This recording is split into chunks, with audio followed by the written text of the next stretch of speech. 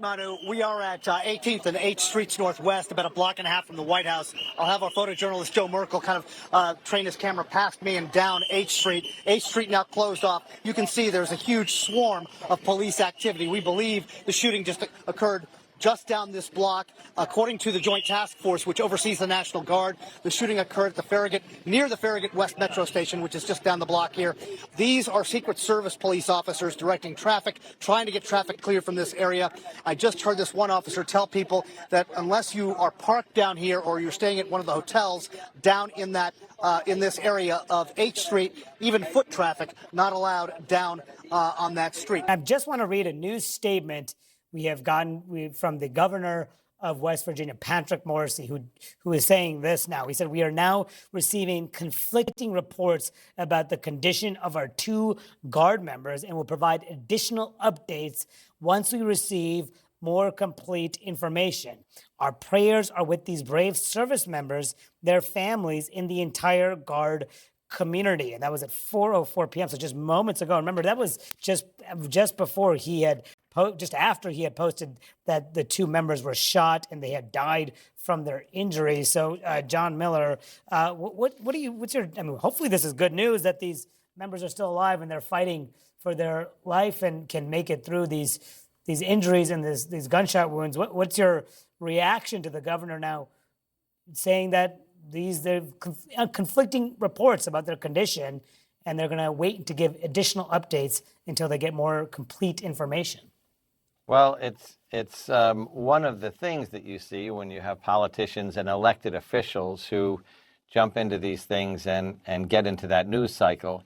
One of the things that you experience when you get used to showing up to these things as a commander, as an investigator, as I have many times, is that the first story is never right, and that the details don't come together all at once. It is a series of pixels that you have to develop and get a richer picture as you go. So I'm not surprised at the sudden reversal, but we can only pray that it's correct and that it stays correct, that one or more of them has survived. This is part of the fog of war, and it's why even as I describe these things, as does Chuck Ramsey and Andy McCabe, we always start off with this is preliminary, and it's still coming together. So that could be a glimmer of better news, but again, we're going to have to wait till we get the official word from medical people where they're being cared for, because they're the only ones who are going to really know. Yeah, so just again, if you're just tuning in, the shooting near the White House a couple hours ago, 2 National Guardsmen shot. Initially, the governor of West Virginia said that they had died from the shooting that occurred, but now the governor is saying that there's conflicting information out there, and they'll provide additional updates once they receive more complete information. So we'll try to learn more about their condition as the shooter is also in custody and also injured as well. And John, stay with us, because joining me now is former senior FBI official and active shooter expert Catherine Schweit and former Washington, D.C. Police Chief Charles Ramsey. He's a CNN senior law enforcement analyst. And we're also joined by phone by Steve Moore. He's a CNN law enforcement contributor and a retired FBI agent. So, Charles, first to you. This is the city which you, of course, ran this police department for some time. Walk us through what you expect is happening behind the scenes right now among law enforcement. Well, behind the scenes, since this individual who committed the crime is in custody, they've no doubt already ID'd him. They're now taking steps to go through his social media footprint, probably executing search warrants at a residence, a vehicle, if he had a vehicle in the area. They're trying to get as much information as possible to try to determine the motive. I mean, John is coming up with a lot of information from the scene right now, but there's also an awful lot of questions that are unanswered.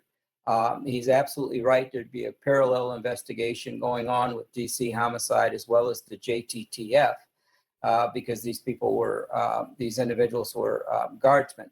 Hopefully the second post that we got from the governor is good news, but it also points out a problem with social media and people wanting to be the first to get information out, and information that is not always accurate. And, these people have families and they watch television, and to think that your loved one has been murdered, and if it turns out not to be true, think about the trauma that causes. So you need to have facts. And John was also right when he said the first story is usually not right. The late John Timoney said that all the time, and he was absolutely right. Until you have some real investigation taking place, and you start to find out the facts that, as you know them to be, based on some evidence or statements or whatever, that information will be made public at some point in time. But you always have people that want to jump the gun and want to put too much information out there, not really having access to all the information. I hope these individuals are still alive, fighting for their lives. I truly do hope that's the case. But right now, police are focused on the investigation and trying to get to the bottom of the why this took place. Yeah, and Catherine, this is one of your areas of expertise. So tell us what investigators are doing now with the suspect who is in custody. I think the idea behind, this guy's in custody right now, is all what the chief just mentioned, the idea that despite the frustration and the anger that the whole rest of the team has in DC police and the rest of the National Guard, all the law enforcement, they have to do their jobs. So they have to dig in and collect the evidence they can and try to find out what do they know about this suspect, and try to be able to answer the questions that really the public wants answered more than anything else. The people who are the family members and the friends of the guardsmen. And it's kind of reminiscent of, we just passed the 21st anniversary of the loss of Martha Dixon Martinez. Michael Miller, as the chief knows, Hank Daly from MPD, as killed right in their office right here in downtown the November 22nd, 21 years ago. And we just passed that anniversary and saw how it traumatized the city and law enforcement then. And they're going through that kind of trauma again, but they still have to do their jobs. And, Catherine, when we do get a chance to hear publicly from the police, what are you going to be listening for? And also, when do we expect them to actually reveal the identity of the suspect, given that this person is in custody right now? I spend a lot of time, and all I work on, it seems like, is these kind of targeted active violence that we see right now. And they'll release the information as soon as they are valid. As soon as it's valid, they're going to release it, because social media, everybody is a citizen journalist now with phones, and there'll be pictures out there that eventually will be circulating. And the law enforcement's job, as we have learned, especially over the last few, maybe 15 or 20 years, is to get the best and most accurate information out there as fast as you can in order to quell rumors and the social media stuff that's out there. We want to make sure that we end the conspiracy theories that are constantly out there. So, as we advise everybody in law enforcement, and they are well aware, getting the information out. And so they are, as John said, getting the information gathered as fast as they can, as accurately as they can, to answer all the questions that we know that law enforcement is going to have.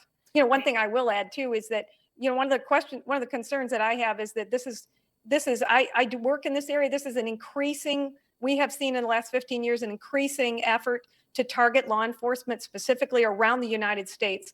So though this is happening here in Washington, D.C., where we are, we know that this is happening across the country. Yeah, Steve Moore, you're also former FBI. I want to get your sense to respond to that. I mean, do you think this was a premeditated attack against these guardsmen?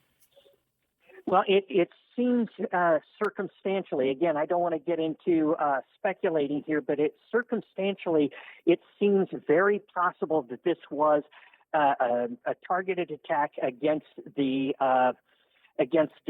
National Guardsmen. And the only reason you would do that, the only statistically relevant reason you would do that is for political reasons, for basically domestic terrorism or international terrorism, whoever would be responsible. So the JTTF now, besides the murder of a federal officer or potential murder of a federal officer investigation, you also have to have a concurrent terrorism investigation. And what you need to know right now is first of all, is it over? I mean, you got to get on on his web pages, on the suspect's social media, interview friends, and find out, is this a lone wolf, or are we to expect other attacks?